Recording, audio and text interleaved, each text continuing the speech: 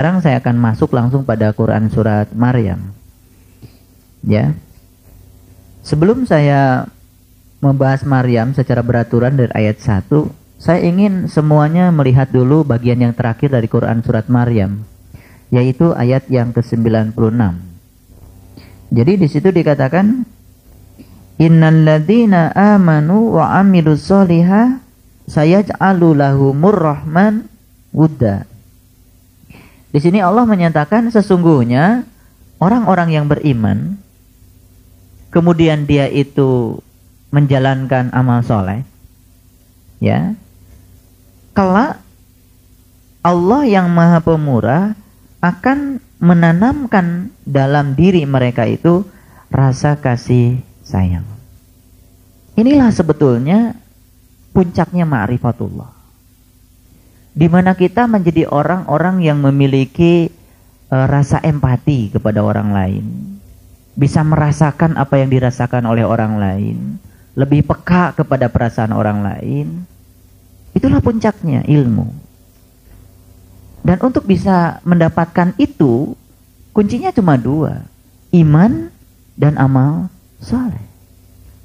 Jadi orang-orang yang iman, kemudian dia itu menjalankan amal soleh dengan baik, sesuai dengan yang dianjurkan oleh guru, ya, dengan tekun, maka yang akan muncul pada dirinya itu adalah Allah akan menanamkan rasa kasih sayang.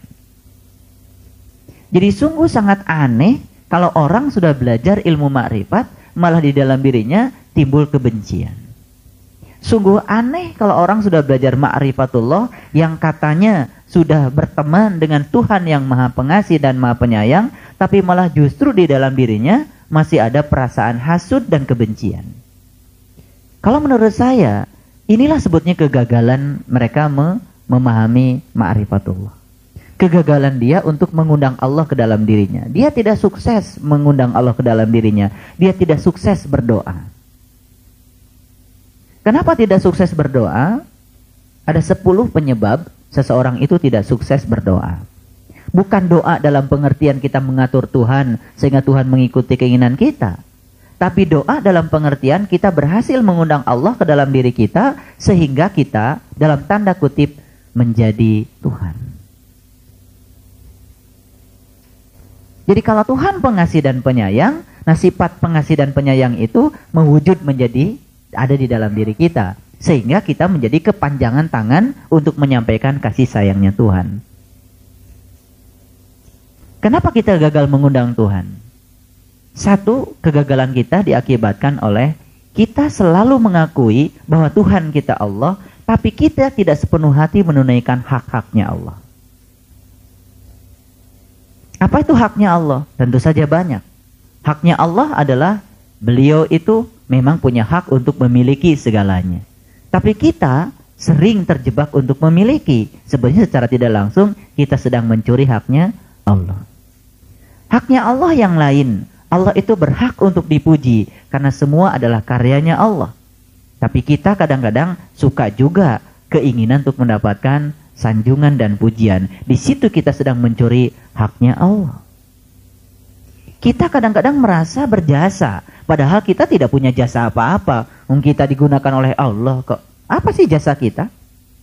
Hidup saja diberi oleh Allah, mata berkedip saja dikedipkan oleh Allah, tangan ini bergerak oleh Allah. Lalu apa jasa kita? Tidak ada orang yang berjasa. Yang berjasa ya cuma Allah. Kalau tidak berjasa ya kita tidak perlu ingin mendapatkan pengakuan dari siapapun. Ketika ada sir ingin mendapat pengakuan, itu kita sudah mencuri haknya Allah. Yang kedua, ya, kegagalan mengundang Allah karena kita berulang-ulang mengucapkan bahwa kita berpedomankan pada Al-Quran. Tapi kita tidak hidup sesuai dengan Al-Quran sebenarnya. Berapa banyak sih di antara kita, mohon maaf ya, yang sudah bisa mengamalkan Al-Quran. Tidak usah 30 juz, ya, beberapa ayat saja. Bagaimana mengamalkan ayat yang berbunyi, wa id qultum ya Musa la nu'mina laka hatta narallaha jahratan fa akhadathum sa'iqah wa antum tandurun. Hai Musa, sungguh aku tak akan beriman pada Tuhanmu sebelum aku bisa melihat Tuhanmu dengan terang. Berapa banyak orang yang mengamalkan ayat itu? Berapa banyak? Ada nggak orang yang mengatakan, hai Muhammad, Bagaimana aku bisa iman pada Tuhanmu kalau engkau boleh melihatnya, sementara aku tidak boleh melihatnya? Ada nggak yang seperti itu? Berapa banyak? Jarang. Ayat itu tidak diamalkan. Tapi semua kita kalau ditanya apa pedomanmu, pasti jawabannya adalah Al-Quran. Subhanallah. Nanti kita akan lihat di dalam Quran surat Maryam. Yang ketiga, kegagalan kita mengundang Allah karena kita mengaku sebagai umatnya Rasulullah Muhammad SAW, tapi kita tidak mengikuti sunnahnya. Apa sih sunnahnya Nabi? Terlalu luas yang kita bicarakan selama ini. Sunnahnya Nabi adalah cara makannya, sunnahnya Nabi adalah cara tidurnya, sunnahnya Nabi adalah cara berpakaiannya, sunnahnya Nabi adalah cara berjenggotnya. Bukan. Sunnahnya Nabi itu cuma satu.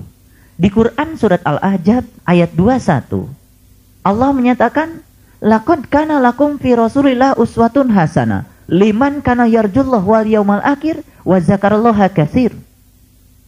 Dan sesungguhnya pada diri Rasulullah itu terdapat suri tauladan yang sangat sempurna.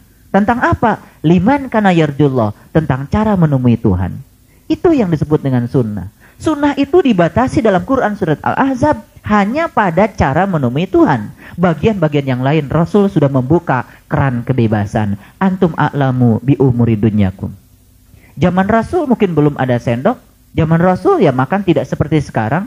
Peradaban sekarang pakai pisau, pakai sendok. Ya sudah, itu antum a'lamu bi umuri dunyakum. Anda lebih tahu urusan peradaban. Jadi urusan peradaban kita nggak usah mundur ke belakang. Tapi tentang cara menemui Allah sejak zaman Nabi Adam sampai kapanpun cuma satu. Karena Shiratal Mustaqim cuma satu. Itu tidak usah ada modifikasi, tidak usah ada modernisasi. Karena itu memang itu adanya. Yang lain silahkan. Jilbab mau pakai pita berapa di kepala kita terserah, silahkan. Ya, silahkan dimodifikasi. Bagaimana enaknya, bagaimana bagusnya. Tidak ada larangan. Silahkan. Yang penting kita harus tahu simbolnya jilbab itu. Silahkan mau kayak apa terserah. Ya, baik. Yang keempat, kegagalan kita mengundang Allah karena kita selalu menyatakan dalam lisan kita bahwa setan adalah musuh kita. Tapi kita bersahabat dengan dia.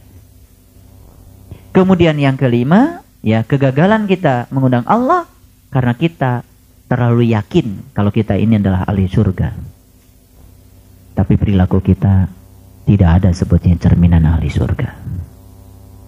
Wahurun ain ka'amsalil lu'lu'il maknun jazaa'an bima kanu ya'malun la yasma'una fiha lagwa wala ta'sima illa qilan salaman salama. Salah satu ciri ahli surga yang dinyatakan dalam Al-Quran, tidak ada yang keluar dari lisannya kecuali ucapan damai dan mendamaikan. Jadi kalau ucapan kita itu membuat orang lain tidak senang, ucapan kita membuat orang lain sakit, ucapan kita membuat orang lain gelisah, ucapan kita membuat orang lain menjadi bingung, ucapan kita membuat orang lain menjadi tidak semangat, ucapan kita membuat orang lain menjadi putus asa dan lain sebagainya, sebetulnya ucapan kita itu masih ada racun itu. Dan racun itu bukan ucapannya ahli surga, tapi itu ucapannya ahli neraka. Baik, yang keenam, kita menyatakan bukan ahli neraka, tapi justru perilaku kita lebih banyak cerminan dari ahli neraka. Yang ketujuh, kegagalan kita mengundang Allah disebabkan kita sangat peduli kepada kesalahan orang lain, tapi kita tidak peduli pada kesalahan sendiri. Terlalu sibuk waktu kita untuk menata dan melihat kesalahan orang lain, tapi tidak sibuk menata diri sendiri. Dan yang ke-8, kita telah diberi begitu banyak nikmat oleh Allah, tapi sedikit sekali rasa syukur kita kepada Allah. Yang ke-9, kita yakin kalau mati adalah suatu kepastian, tapi kita tidak berupaya untuk menyiapkannya. Berapa banyak orang yang belajar mati sebelum mati? Berapa banyak? Sedikit sekali. Ya, semoga kita termasuk yang sedikit. Yang 10, yang terakhir, kenapa kita gagal mengundang Allah? Karena kita berulang-ulang mengantarkan jenazah ke kuburan, tapi kita tidak pernah mendapatkan hikmah sedikit pun dari perjalanan kita itu. Nol. Tidak dapat mengambil hikmah. Baik itu direnungkan semuanya. Dari yang 10 ini bagian mana yang cocok dengan kita, bagaimana yang sudah kita lalui. Silakan direnungi sendiri. Kembali kepada Quran surat Maryam ayat 96. Sesungguhnya orang-orang yang beriman dan beramal soleh, kelak Allah akan, yang maha pemurah, akan menanamkan dalam hati mereka rasa kasih sayang. Subhanallah. Mudah-mudahan kita termasuk yang dikehendaki Allah untuk disemaikan rasa kasih sayang pada diri kita, sehingga kita menjadi orang-orang yang juga bisa menggelindingkan kasih sayang, sehingga siapapun orang yang datang kepada kita merindukan kehadiran kita. Kita yakin mati suatu kepastian, tapi kita tidak mempelajarinya, tidak mempersiapkannya. Ya, insya Allah kita sudah tidak terjebak lagi oleh yang nomor 9, karena kita setiap hari mempelajarinya. Yang ke-10, berkali-kali kita mengantarkan jenazah ke kuburan, tapi kita tidak mengambil pelajaran darinya. Kalau yang 10 ini dipelajari dan kemudian kita mencoba untuk membalikannya, maka kita akan mudah sekali untuk mengundang dia ke dalam undangan kita, insya Allah. Ya, kalau Allah sudah hadir pada diri kita, maka indikator yang pertama yang akan muncul adalah rasa kasih sayang. Jadi sudah tidak ada lagi pikiran-pikiran ke orang kayak apa, sudah tidak lagi pikiran-pikiran, aduh kebencian macamnya udah hilang dengan sendirinya deh. Hilang dengan sendiri, insya Allah. Ya itu. Makanya yang muncul itu adalah persahabatan sejati, di mana kita satu dengan yang lain merasa sebagai saudara. Para sahabat mengatakan, raditu billahi rabba, wa bil islami dina, wa bi muhammadin nabiyya wa rasula, wa bil qur'ani imama wa hukma, wa bil mu'minina ikhwana. Jadi ada statement yang menyatakan wa bil mu'minina ikhwana. Jadi sesama orang yang beriman itu adalah saudara. Iman tidak identik dengan agama. Biarkan mereka berbaju apa, biarkan mereka menggunakan identitas apa, tapi dia mengimani Tuhan yang satu. Dan dia memakrifati Tuhan yang satu. Dialah saudara kita. Jadi harus dipahami, kita harus cerdas. Upacara mereka dengan kita tidak sama, gak usah diperdebatkan. Biarkan saja, Quran saja mengatakan boro-boro yang berbeda agama sejak zaman Nabi Adam sampai sekarang, walaupun judulnya Islam, tapi upacaranya bisa berbeda antara satu Nabi dengan Nabi yang lain. Betul? Itu upacara. Tapi intinya sama, mengimani Tuhan yang satu. Nah, yang paling penting adalah kita memakrifati Allah, bukan sekedar tahu Allah dari namanya saja. Nah, kalau tahu Allah dari namanya saja, percuma.